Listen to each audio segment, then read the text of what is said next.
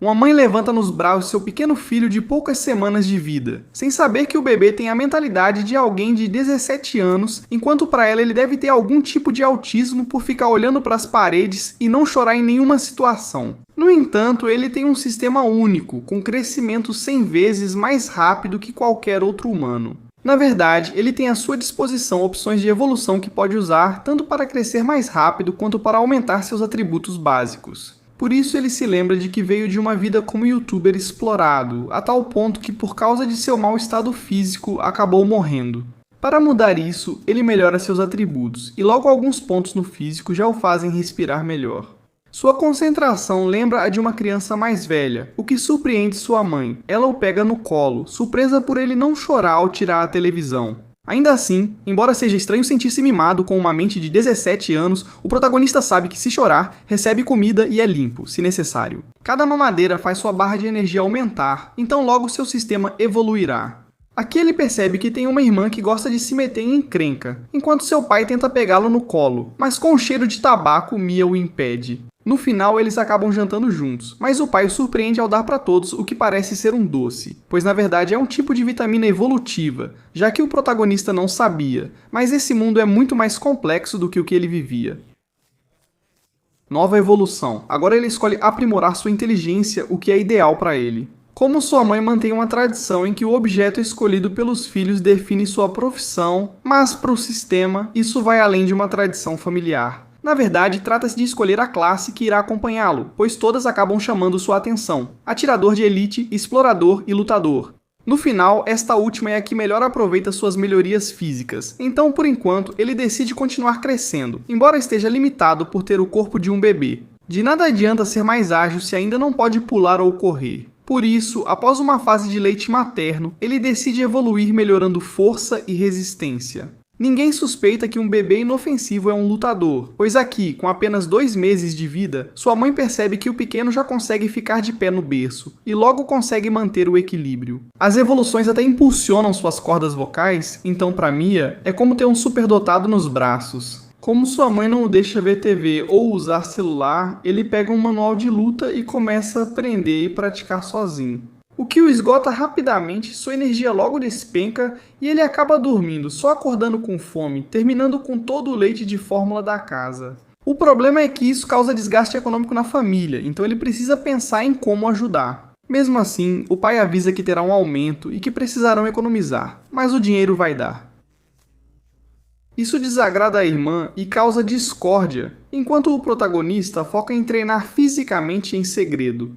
Seu parceiro de luta é o gato da família, com quem se entende melhor devido ao aumento de intelecto. Mesmo assim, ele é nocauteado pela criatura, percebendo que precisa treinar mais até evoluir e lançar ganchos sem dificuldades. Nesse ritmo, antes do primeiro aniversário, ele será um lutador de nível 1, o que lhe dá uma recompensa de 3 pontos de atributo. Ele coloca tudo em físico. Bem, embora ele não pareça ser o garoto mais musculoso, pelo tanto que come, ele realmente tem dentro de si a energia de uma fera. Mesmo assim, ele ouve sua mãe e seu pai falando sobre algo conhecido como o vazio, um lugar onde tempo e espaço se entrelaçam. Um lugar perigoso, mas onde muitas vezes, eventos que podem se repetir sem parar são aproveitados pelas pessoas para reunir objetivos. Já que o mesmo evento se repetindo sem parar deixa espaço para farmar coisas sem parar. Algo que empolga o recém-nascido enquanto ele mostra ao seu pai tudo o que aprendeu.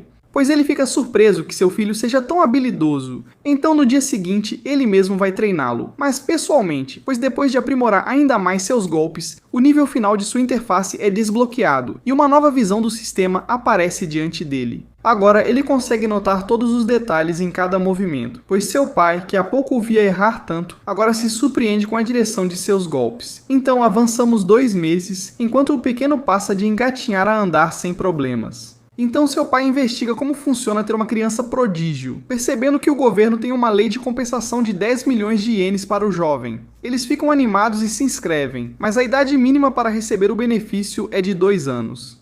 Mesmo assim, o prota não desiste e começa a trabalhar em todos os padrões que serão avaliados pelo governo. Inclusive, agora que está com todos os dentes, ele pede para a mãe lhe dar suplemento de cristal, algo que tem um gosto horrível, mas só de sentir os efeitos no corpo, ele já fica satisfeito. Sua barra de energia aumentou muito e em 2 semanas ele começa a aprimorar seus chutes. Com mais pontos de atributo, tudo vai para a mente, tornando o aprendizado mais claro, e agora ele até entende outra língua, como a do gato. Aqui os dias seguem normalmente, mas ao levar o pequeno para passear, Mia percebe que ele não interage com outras crianças. Claramente por serem tão barulhentos. Na verdade, outras mães percebem o quanto ele é tranquilo e parabenizam a garota por ter um filho assim. Questionam se ele é um prodígio, então uma mulher faz uma pergunta simples, mas o protagonista a ignora para não se destacar, mesmo sabendo a resposta. Ele segue focado em alcançar seu primeiro nível na classe escolhida, sem esperar bônus tão generosos. Quase todos os atributos que ele tem aumentam sua efetividade em 50%, enquanto isso ele sobe visivelmente. Já está na hora de mandar o gato voar com um soco, iniciando um segundo confronto, onde o animal o ataca em alta velocidade e consegue derrubá-lo. Agora não é mais o mesmo, o pequeno está mais resistente e com um chute faz o gato voar. O gato respeita isso e sabe que tempos sombrios virão. Assim ele continua crescendo, agora com 9 meses, mede 87 centímetros, enquanto tem o desenvolvimento de uma criança de 2 anos, então para testar o que pode fazer, decide desafiar sua irmã para uma luta. A diferença de força é clara para ela, mas ao ver o rosto zangado dele, não consegue recusar. Mesmo sem se conter, a garota não consegue evitar que o bebê, rápido demais, passe entre suas pernas e dê uma cabeçada em seu ventre. Não dói muito, mas ela não acredita que esse menino a venceu. Como má perdedora, ela vai dizer à mãe que ele é um alienígena ou que trocaram o bebê. Enquanto o protagonista observa satisfeito, a mãe acaba repreendendo a garota por dizer isso, e ela inicia o segundo round. No entanto, o protagonista não deixa barato. Ele se defende e contra-ataca de forma limpa, usando o que aprendeu. A garota cai de novo, agora com um golpe que a deixa deprimida. O pai se surpreende de novo com o pequeno e o considera um possível candidato ao registro no governo pelos 10 milhões. Por hora, apenas comemoram seu primeiro ano de vida. Aqui ele recebe vários presentes, incluindo algo de sua irmã, mas o que acha mais útil é um tônico que seu pai lhe dá, com um efeito de absorção maior do que os cristais. Parece ruim. Mas com isso, o menino recebe uma evolução que faz com que, em vez de focar apenas nas estatísticas físicas, agora ele se concentre em ter uma recuperação muito melhor e mais rápida.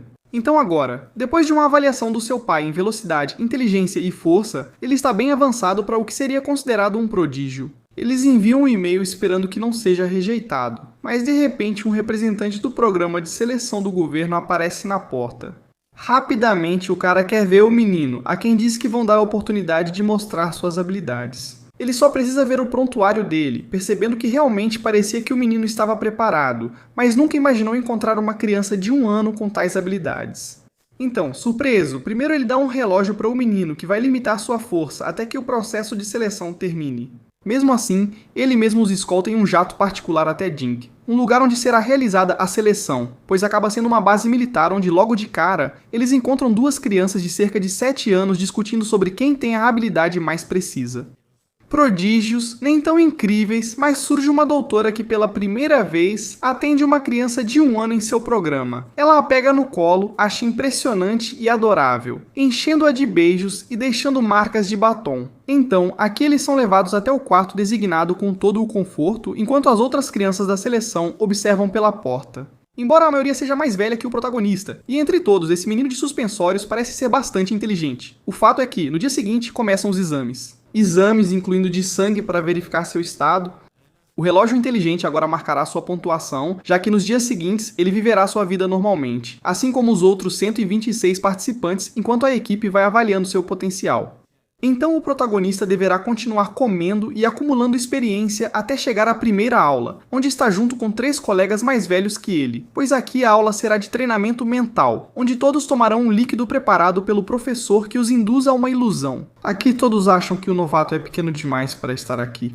No entanto, ao iniciar a prova, a ilusão mostra para eles um caminho reto no qual não veem nada e apenas avançam até o final. A pressão do desconhecido faz com que os mais velhos aguentem até 8 minutos sem abrir os olhos. Eles comemoram pela boa pontuação, até perceberem que o bebê ainda está preso na ilusão. Com raiva, eles dizem que provavelmente ele está dormindo, mas lentamente ele abre os olhos, completando 13 minutos na ilusão. O pequeno está feliz, pois essas lições podem fazer diferença. Então ele continua estudando sem parar, a ponto de que em breve poderá tocar as leis dimensionais com melhorias importantes nos movimentos. Ele segue comendo as refeições grátis do local, muita carne e principalmente suplementos que, apesar do gosto ruim, já está acostumado.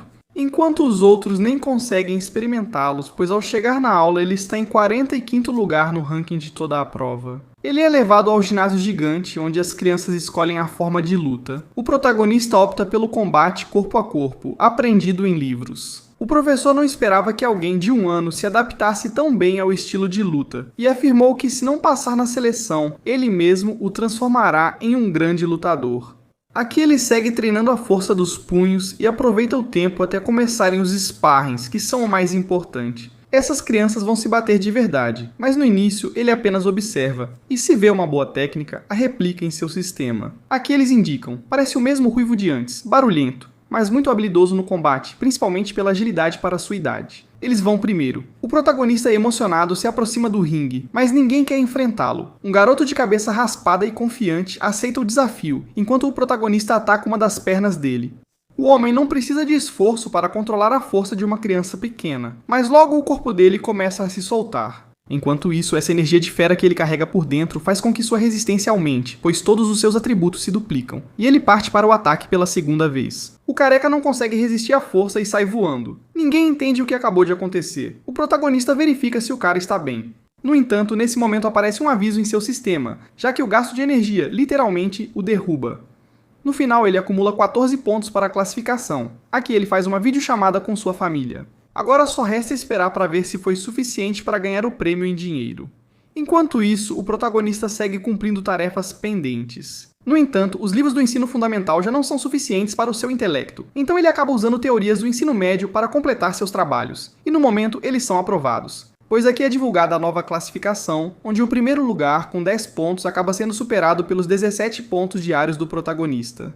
Todos nos comentários se alarmam, mas quem ficou em primeiro defende a pontuação do bebê. Ele sabe que é justo, não precisa explicar. Assim, ele se aproxima do nível de evolução, o que deve aprimorar ainda mais suas características. Além disso, sua meditação está cada vez mais profunda e com sessões muito mais longas. Mas ele está sem combustível, então precisa de mais soro do professor. O professor o rejeita, afirmando que só a elite pode brincar com realidades, e que ele é só uma criança. O que ele não sabe é que a próxima evolução do Prota pode mudar as coisas, pois aqui o treinamento continua. Ele encontra outra criança.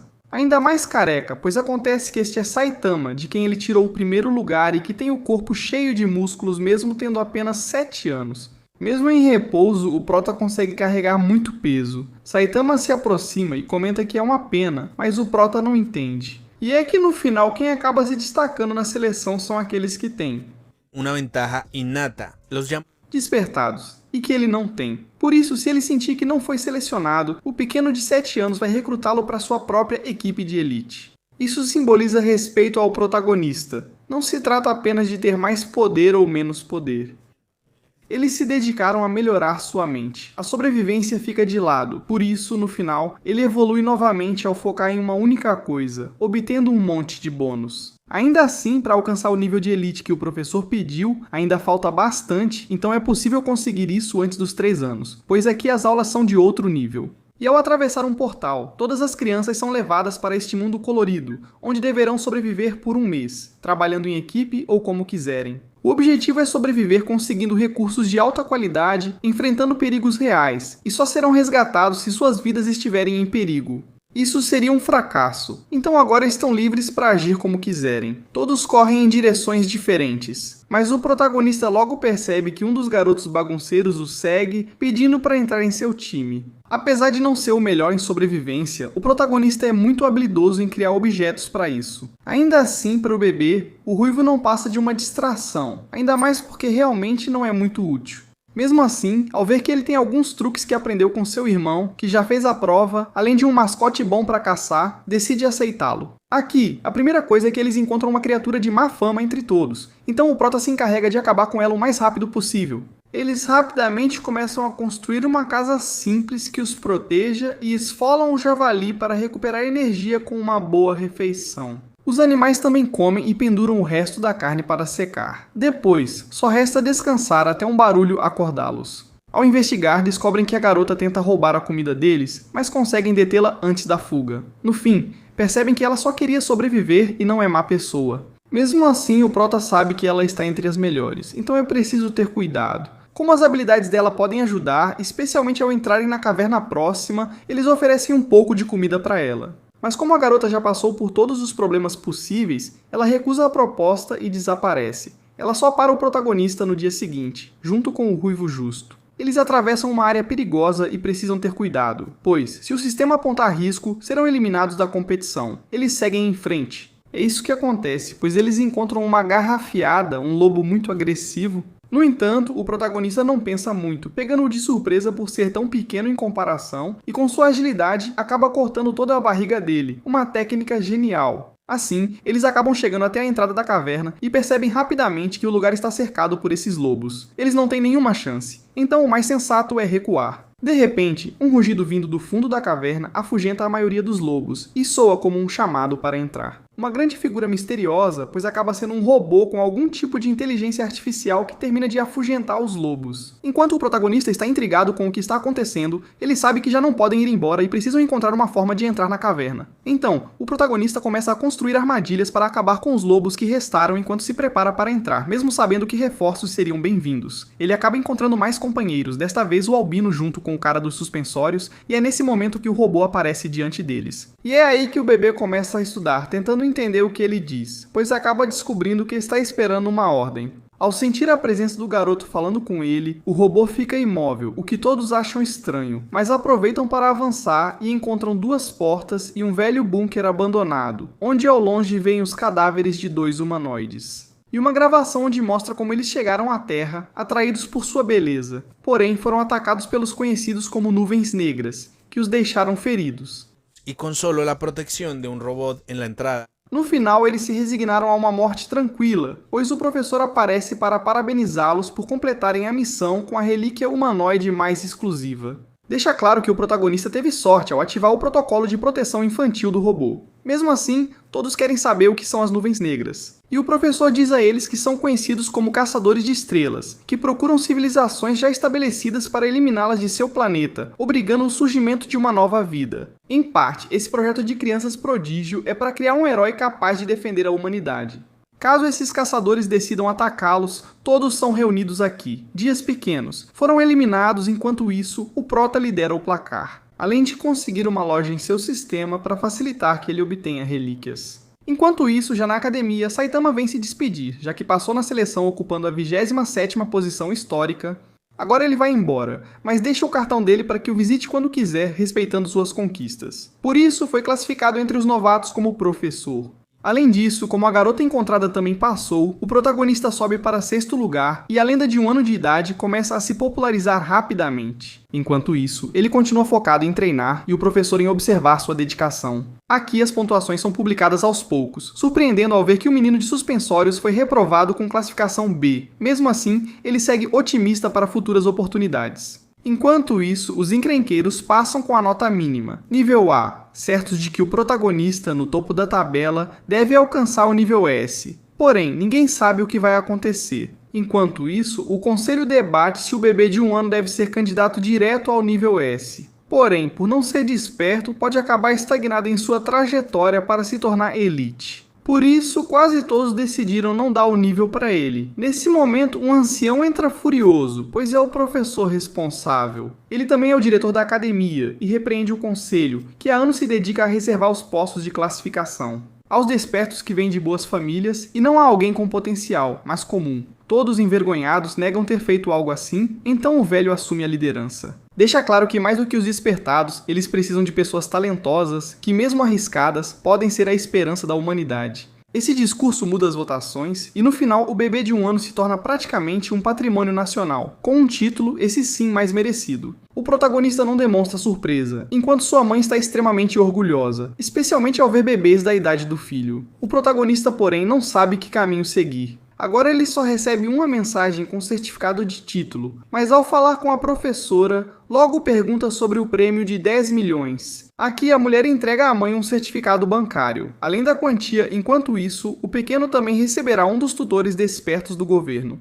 Por hora, ele assina contratos e um jato particular o leva de volta para casa, onde o pai o recebe com orgulho. O resto vai buscar Coco na escola, que chega com uma atitude totalmente diferente com o irmão. Ela é atenciosa em todos os aspectos, tanto para servir comida para ele quanto se ele precisar de algo. No entanto, isso tem outra intenção. Ela quer que o irmão, usando sua loja no sistema, compre o relógio para ela. O protagonista não dá importância e, como até recebe mensagens, decide levar a ideia adiante. Parece que a irmã gentil só dura até o pacote chegar para ela. Como agora as contas saem do que ele ganhou, o garoto consegue chantageá-la dizendo que ele vai comprar a carne. Agora ele tem Coco na palma da mão. Enquanto isso, rumores sobre o menino prodígio se espalham rapidamente até um funcionário do governo aparecer e perguntar: "O que você precisa?" O protagonista pede proteção à família, então motoristas são designados para todos. Enquanto isso, agora eles vão viver por tempo ilimitado e sem pagar em um dos apartamentos residenciais na melhor região. Os pais não acreditam no que vivem, enquanto o bebê treina até durante a mudança. Acontece que aqui o tutor dele é o mesmo professor dos exames, e ele o desafia diretamente a se tornar parte da elite antes de completar 4 anos. Se conseguir, receberá uma recompensa incrível, só precisa continuar. Bebê, que o bebê não é o mesmo bebê, e que o bebê é que o bebê tem diferença de tamanho. No final, o lugar para eles treinarem está pronto, com todas as máquinas disponíveis, e uma treinadora que vê esse recém-nascido levantar 100 quilos. Aqui eles deixam claro quanto vai custar todo esse treinamento. Ficando com uma dívida de quase 8 milhões ainda assim, sua melhora começa a ser notável ao seguir todas as orientações que lhes são dadas. Ainda assim, quando chega a primavera, surgem as doenças virais da estação. E após investigar um pouco, ele percebe que isso acontece há gerações. Até mesmo vírus mais graves da história foram ligados a uma criatura mitológica de nível desperto, conhecida como o Senhor das Moscas, Beelzebub. E isso só gera mais e mais curiosidade nele, porque apesar de ser uma criança, ele tem a mentalidade de querer saber mais e entender o que são esses despertados. Aqui encerramos a história ou o que foi publicado até agora, um novo formato para o canal de histórias. Muitas pessoas criativas buscam expressar isso na inteligência artificial, se gostaram e querem ver mais desses temas. Temos uma meta de 2.500 curtidas e eu vou preparar um novo episódio e novas histórias para este canal. E tudo automaticamente assim que atingirmos essa meta. Da minha parte é só isso, espero que vocês tenham adorado e aproveitado muito esse resumo e o novo formato no canal. E enquanto aguardamos mais capítulos desse Dom Juan, deixo vocês com outra dessas histórias, que na verdade é muito boa e bastante desconhecida. Um protagonista, evidentemente, terá a história mais épica quando começa sendo o mais baixo da sociedade. Como um humilde escravo que é obrigado a enfrentar em batalhas sangrentas seus próprios companheiros, os quais estão tão treinados que lutam até mesmo pela pouca comida que recebem. Sendo o Vermelho um cara bastante forte, o único que consegue manter a ordem, algo que...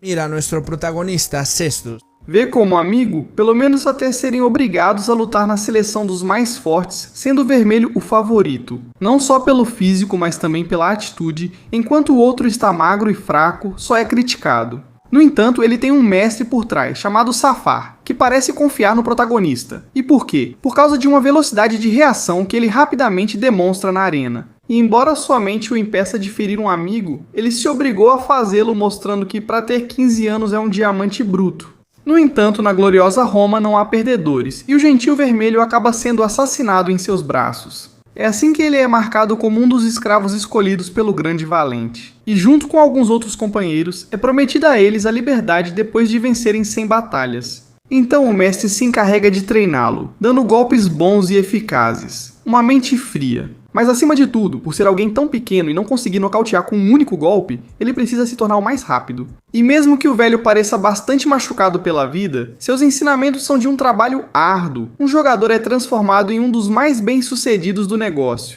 Glória da história, história da história da história.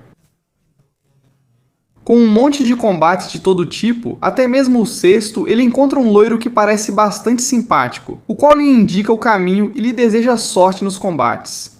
Já que muitos dos seus rivais e pessoas da sua vida serão até mesmo adultos impiedosos que exploram os novos escravos. No entanto, embora o prota suba com medo e com um rival que literalmente é uma fera, algo que até mesmo Nero das arquibancadas aceita que será um massacre. Por ser lento e gigante, Zestu aproveita sua velocidade para acertar a cabeça dele, fazendo-o desmaiar e permitindo que Zestu aproveite um pouco da glória. pelo menos até vermos que ele quase perde a vida por defender seu rival, que como vimos antes deveria morrer. Ainda assim, já que o garoto chamou a atenção de Nero, ele acaba salvando-o, até o convida para sua sala VIP, reconhecendo sua força. E diz seu mestre que a mãe lembra como uma velha lenda, que lutou até mesmo contra a guarda real. Dimétrio, que também tem seu filho como pupilo. E não é outro senão o loiro de antes, chamado Ruska, uma fera em combate com uma brutalidade digna de seu pai, e que será uma amostra do nível que o Prota irá enfrentar. Assim, os dois são levados ao palácio para acompanhar Nero. Porém, o menino se distrai tanto das tarefas que enfurece a mãe, levando os dois guerreiros a lutar até a morte. No entanto, Ruska sabe que é muito mais forte que o protagonista, e para não matá-lo ali mesmo, ele acaba desmaiando-o com uma chave. Além disso, Nero, descontente com sua mãe, a desobedece, o que acalma as coisas. Por enquanto, inclusive, o César fica um tempo com o escravo Zestu, enquanto Ruska é repreendido por seu pai, que não queria que ele fosse gentil, queria no mínimo que ele quebrasse as pernas do rival. No entanto, o Prota também não se sai melhor, já que por um tempo sofre bastante abuso com Nero. E ao ser vendido para diferentes donos, foi vítima das piores humilhações. No final, ele acaba indo parar com um gordo que leva ele e seu mestre até a Grande Pompeia, onde é vendido para um candidato às eleições. Do lugar que está organizando seu próprio torneio de combates, e tendo como organizador esse cara chamado Nazca, que mostra para ele sua área de treinamento com alguns colegas um pouco complicados, como Enden. Um antipático que arruma confusão com todo mundo, mas só de ver o jeito que ele treina e sua força bruta, já dá para saber que ele é muito forte. Além disso, esse estilo de combate trará problemas para Zestu. Por enquanto, é hora de treinar. No entanto, o protagonista de Fofoqueiro na Noite acaba encontrando Sabina, que achava que ele era um ladrão. Mas ela é a mulher mais bonita de toda a cidade e descobrimos que é o amor impossível de Enden.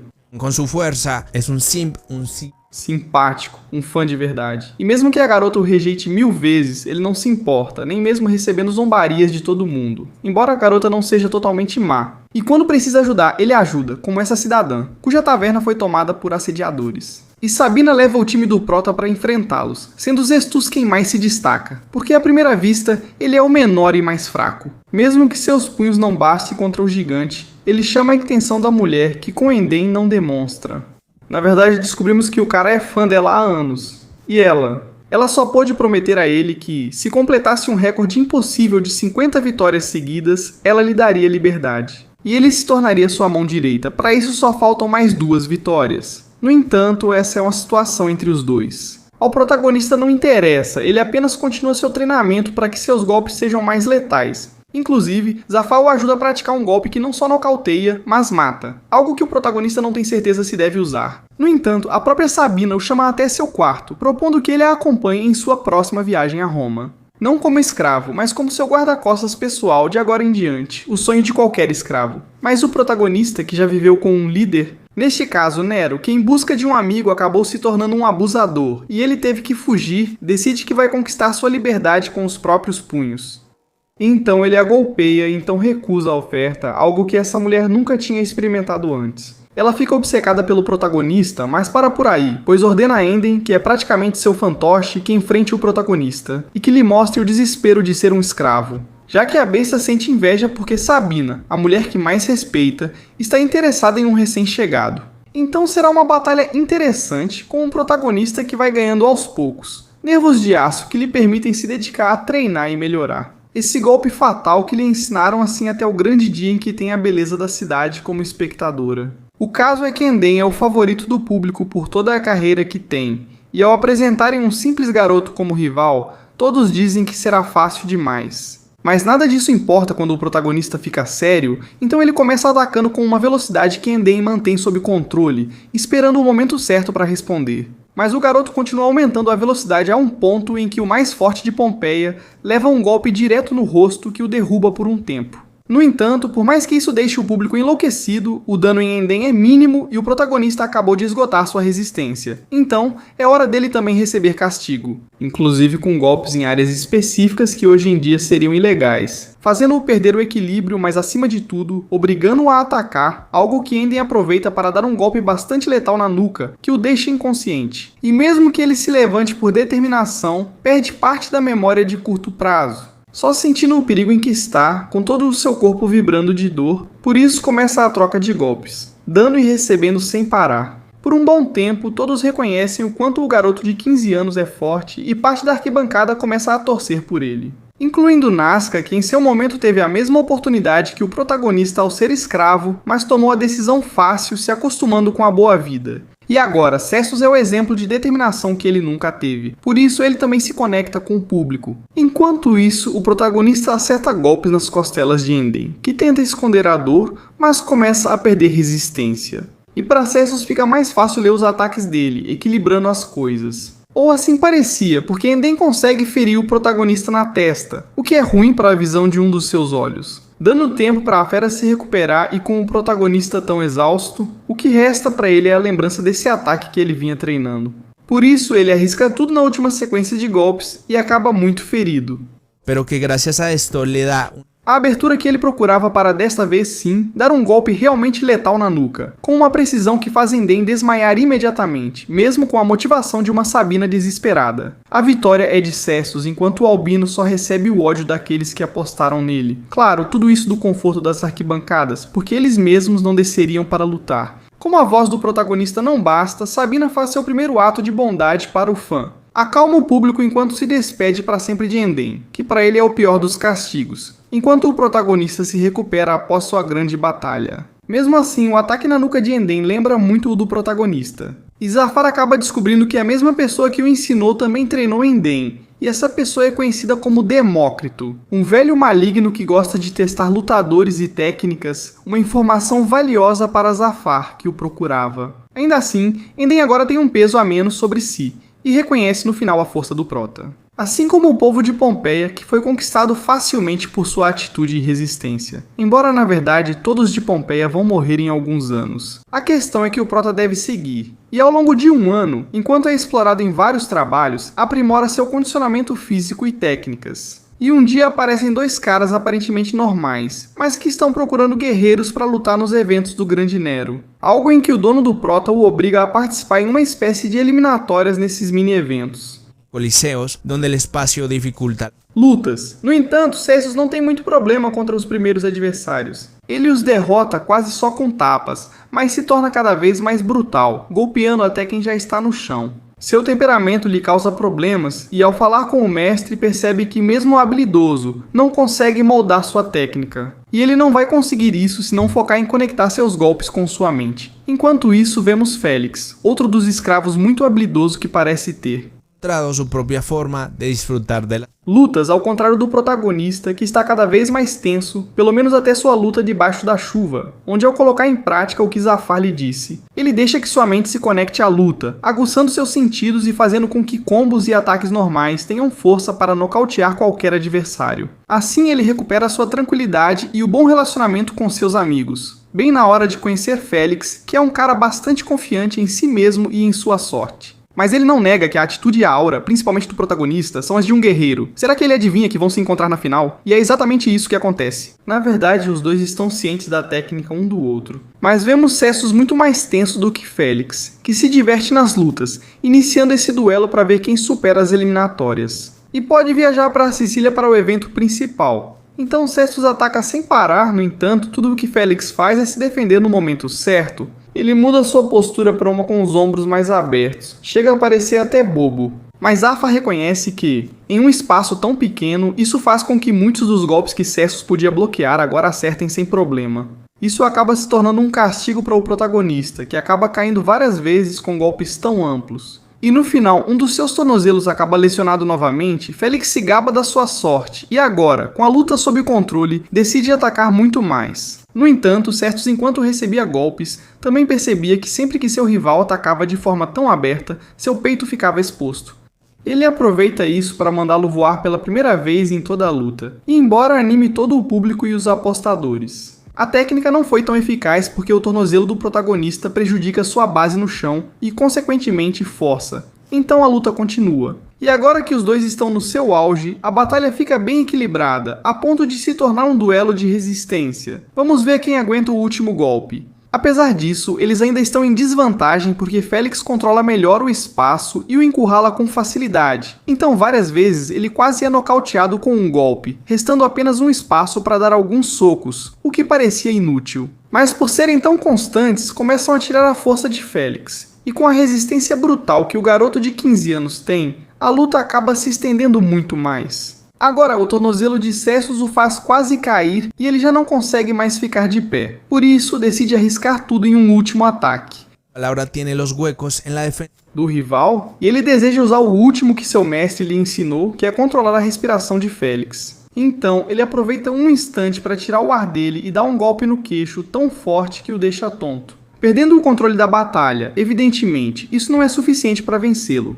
Então, o protagonista usa a técnica ficando atrás do inimigo com um punho na altura dos rins. Algo tão letal que nem em Mortal Kombat se vê, e que no boxe atual seria ilegal. E por mais que Félix tente se levantar, agora ele está literalmente cravado no chão pela dor, dando a vitória ao protagonista, que também estava no limite, e não faltou muito para ele perder essa luta de titãs. Embora os dois tenham acabado urinando sangue a noite toda, e no dia seguinte se respeitem como guerreiros. E enquanto Félix viaja para procurar trabalho em outra cidade, o prota segue de barco para a cidade de Sicília, onde será o grande evento. E para isso, Zafar começa a guiá-los com a última técnica do seu repertório, e a mais letal, com a qual ele até arrancou o olho de Demétrio. Ainda assim, ao chegarem ao local, eles são os menos apoiados por serem escravos, enquanto os outros literalmente são deuses de todas as culturas do mundo, e com habilidades totalmente diferentes. Na verdade, o protagonista acaba encontrando a gentil Roxane e até mesmo Ruska. Este último o alerta de que essas serão batalhas de verdade, para as quais ele não tem força mental suficiente. No entanto, ele não faz ideia de tudo o que o protagonista melhorou e de tudo o que aprendeu. técnicas que ni siquiera él se atrevería a utilizar. Mesmo com a marca de escravo sendo motivo de humilhação, ele provará com seus punhos o que ninguém mais conseguiria. E isso fica mais do que claro para antigos companheiros como Enden, que ele acaba encontrando no local, porque ele também quer lutar no maior evento organizado por Nero, que reúne as figuras mais imponentes das lutas da época. É assim que termina a primeira temporada de um anime bastante divertido, com seus momentos épicos de alta intensidade e até de boa motivação. Recomendo para quem for assistir pela primeira vez. Ainda não há continuação, mas esperamos que aconteça. Espero que tenham gostado muito desse resumo, e como disse meu pai, eu abandono vocês.